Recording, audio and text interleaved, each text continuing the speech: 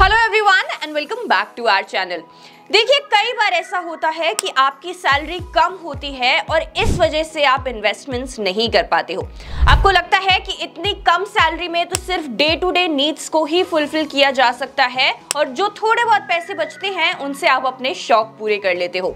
तो इन्वेस्टमेंट के लिए पैसा बचता ही नहीं है, तो फिर कैसे आखिर अपनी इन्वेस्टमेंट जर्नी को शुरू किया जाए इतनी कम सैलरी से। लेकिन अगर मैं आपसे कहूँ कि कम सैलरी के बावजूद भी आप अपनी इन्वेस्टमेंट जर्नी को स्टार्ट कर सकते हो, वो भी बड़ी आसानी से, तो क्या आप मेरी बात मानोगे? देखिए, आप ऐसा बिल्कुल कर सकते हो। अपने शौक पूरे करने की बजाय अगर थोड़ा बहुत पैसा सेव करके आगे उसे इन्वेस्ट करने की कोशिश करते हो, भले ही आप 1000 रुपए से या 500 रुपए से अपनी इन्वेस्टमेंट जर्नी को शुरू करें, लेकिन एक बार अगर आप ऐसा कर लेते हैं तो आप देखेंगे कि आप अपने आप थोड़ा बहुत पैसा निकालने लगेंगे अपनी सैलरी से और उसके बाद उसे इन्वेस्ट भी करने लगेंगे। क्योंकि देखिए, इन्वेस्ट करना भी एक हैबिट होती है जो आपको बनानी पड़ती है। एक बार आपने उसे बना लिया तो आप देखेंगे कि आप अपने आप थोड़ा बहुत पैसा खुद बचा पाएंगे और उसे आगे इन्वेस्ट भी कर पाएंगे। अब देखिए, हो सकता है कि क्योंकि आपकी सैलरी कम है तो आप कम अमाउंट से इन्वेस्ट करोगे और उससे बहुत बड़ा शायद कॉर्पस आप बिल्ड ना कर पाओ आने वाले समय में,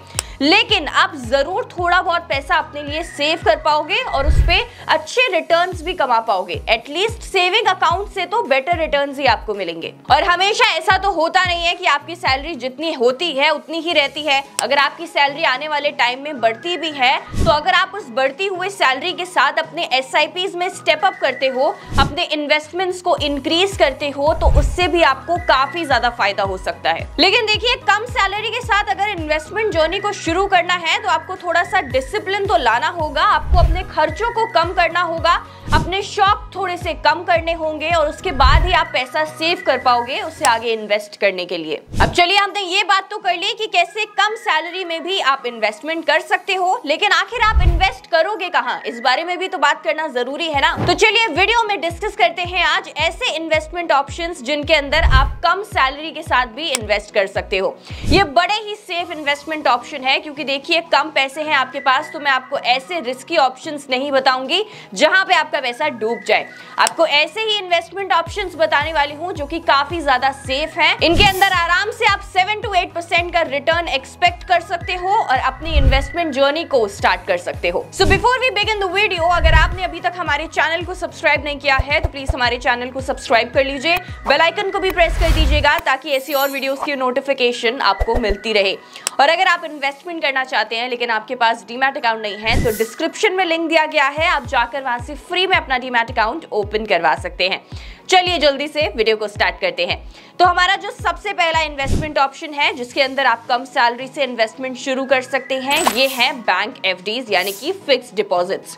देखिए, फिक्स्ड डिपॉजिट काफी ज्यादा ट्रेडिशनल इन्वेस्टमेंट ऑप्शन है। हमारे जो फोर फादर्स रहे हैं उन्होंने भी फिक्स्ड डिपॉजिट्स में इन्वेस्ट किया है कभी ना कभी, और आप देखेंगे कि हमारे पेरेंट्स भी कई बार यही कहते हैं कि अगर आपको रिस्क फ्री रिटर्न्स चाहिए तो आप FDs में अपना पैसा लगा दीजिए। अब देखिए, वैसे तो FDs सेविंग होती है, इन्हें इन्वेस्टमेंट्स नहीं कहा जा सकता क्योंकि यहाँ पे रिटर्न थोड़ा कम मिलता है।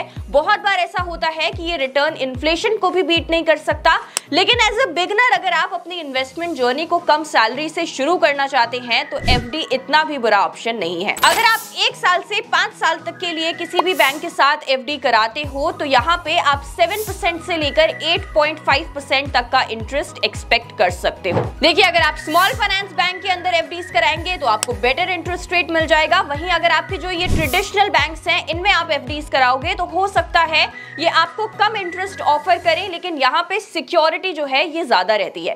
तो FD एक बुरा ऑप्शन नहीं है। If you are beginner, if you are going to start your investment journey, you can look for it. अब चलिए बात कर लेते हैं हमारे नेक्स्ट इन्वेस्टमेंट ऑप्शन की। तो ये जो इन्वेस्टमेंट ऑप्शन होने वाला है ये लॉन्ग टर्म के लिए अगर आप इन्वेस्टमेंट करना चाहते हो ना, अगर आप दूर की सोच रहे हो और आपको फ्यूचर के लिए इन्वेस्ट करना है, आपके कुछ गोल्स है उन्हें आप इन द फ्यूचर फुलफिल करना चाहते हो, तो ये बड़ा ही अच्छा इन्वेस्टमेंट ऑप्शन रहेगा। इसका टाइम होराइजन थोड़ा सा लंबा है, इसका जो लॉक इन पीरियड है वो थोड़ा सा लंबा है, 15 ईयर्स का लॉक इन होता है यहाँ पे, लेकिन अच्छा इन्वेस्टमेंट ऑप्शन है, सेफ इन्वेस्टमेंट ऑप्शन है। और मैं बात कर रही हूँ पीपीएफ की। तो पीपीएफ यानी कि पब्लिक प्रोविडेंट फंड के अंदर आप मिनिमम 500 रुपीज से अपनी इन्वेस्टमेंट को शुरू कर सकते हो। अगर आपकी सैलरी कम है तो भी आप बड़ी आसानी से यहाँ पे इन्वेस्ट कर पाओगे। और अगर इस टाइम पर बात करी जाए तो इसके अंदर आपको 7.1% का इंटरेस्ट मिलता है। अब देखिए पीपीएफ के अंदर जो इंटरेस्ट होता है ये क्वार्टरली गवर्नमेंट चेंज करती रहती है, तो हो सकता है इससे ज्यादा आपको इंटरेस्ट मिल जाए या फिर इससे कम भी मिल सकता है। आप किसी भी बैंक या पोस्ट ऑफिस में जाकर अपना एक पीपीएफ अकाउंट ओपन करा सकते हो। अब जैसे कि मैंने आपको बताया यहाँ पे लॉक इन पीरियड 15 ईयर्स का होता है, लेकिन 7 साल के बाद आप आधा पैसा जो है पार्शियल विड्रॉल कर सकते हैं। चलिए अब बात कर लेते हैं हमारे नेक्स्ट इन्वेस्टमेंट ऑप्शन की। तो ये है आरडीज यानी कि रेकरिंग डिपॉजिट्स। अब रेकरिंग डिपॉजिट और फिक्स्ड डिपॉजिट के बीच में डिफरेंस ये होता है कि रेकरिंग डिपॉजिट के अंदर आप जब चाहो तब अपने पैसे को विड्रॉ कर सकते हो, जो कि आप एफडी के अंदर नहीं कर सकते।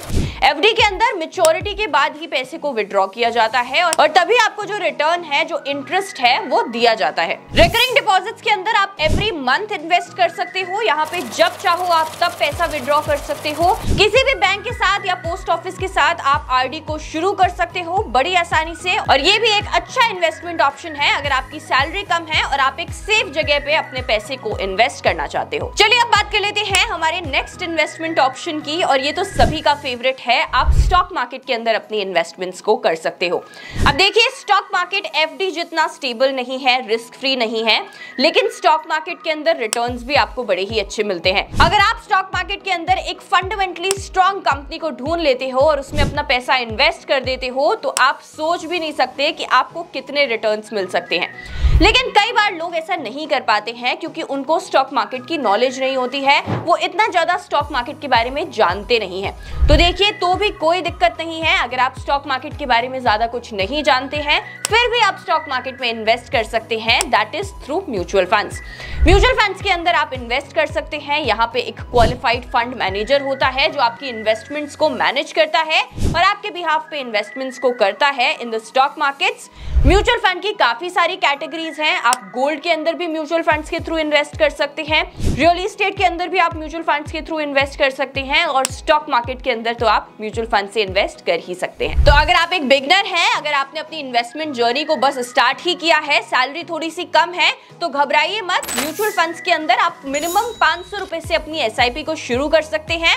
आप इक्विटी म्यूचुअल फंड के अंदर इन्वेस्ट कर सकते हैं, डेट म्यूचुअल फंड के अंदर इन्वेस्ट कर सकते हैं, और बाकी सारी कैटेगरीज के अंदर भी इन्वेस्ट कर सकते हैं। देखिए कैटेगरी वाइज जो मिनिमम अमाउंट है इन्वेस्टमेंट का, ये चेंज होता रहता है, लेकिन आप मिनिमम 500 रुपए से जरूर म्यूचुअल फंड में इन्वेस्ट कर पाएंगे। Now let's talk about the next investment option. तो देखिए यहाँ पे आपको थोड़ा सा ज्यादा पैसा इन्वेस्ट करना पड़ता है, यहाँ पे मिनिमम अमाउंट आपका थोड़ा सा ज्यादा रहेगा, लेकिन यहाँ पे पैसा इन्वेस्ट करना भी काफी ज्यादा सेफ माना जाता है। और इस इन्वेस्टमेंट ऑप्शन के अंदर एक अच्छी चीज ये है कि आपको कैपिटल अप्रिसिएशन तो मिलता ही है, लेकिन उसके साथ साथ रेगुलर इनकम भी मिलती है in the form of rent.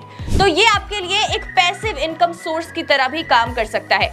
मैं बात कर रही हूँ रियल एस्टेट की। अगर आप रियल एस्टेट के अंदर इन्वेस्टमेंट करना चाहते हो तो कोशिश करें कि आप कमर्शियल रियल एस्टेट के अंदर इन्वेस्टमेंट करें, क्योंकि वो ज्यादा ल्यूक्रेटिव होता है, वहां पे आपको ज्यादा अच्छे रिटर्न्स मिलते हैं।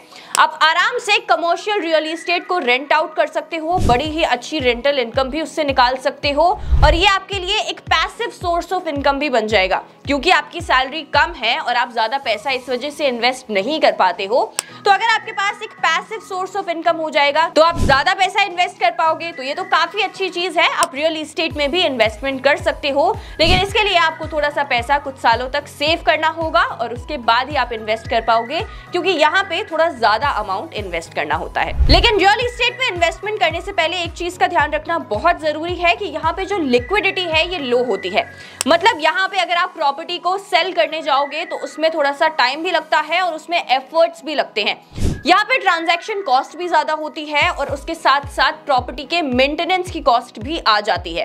तो इन सारी चीजों को ध्यान रखें before investing in real estate. बाकी real estate is a good investment option. अब देखिए मैंने आपको ये तो बता दिया कि कौन कौन से इन्वेस्टमेंट ऑप्शंस के अंदर आप अपना पैसा लगा सकते हो और वहां से आपको अच्छे रिटर्न्स भी मिलेंगे।